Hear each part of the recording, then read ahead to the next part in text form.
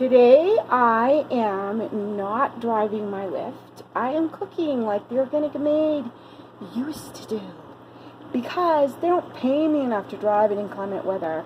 So the students can do what I recommended and go to Columbia.com and get themselves a raincoat and an umbrella.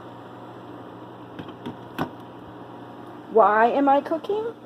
I am cooking for the fall fair in Maine, the Common Ground Fair, the biggest organic fair in the country, and I will be going there at the end of the month. So I want to make sure I have enough spaghetti sauce, so in my cabin I will have something to serve.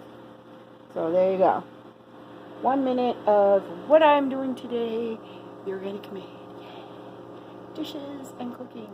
Spaghetti, meatballs, all gluten-free, but not fat-free.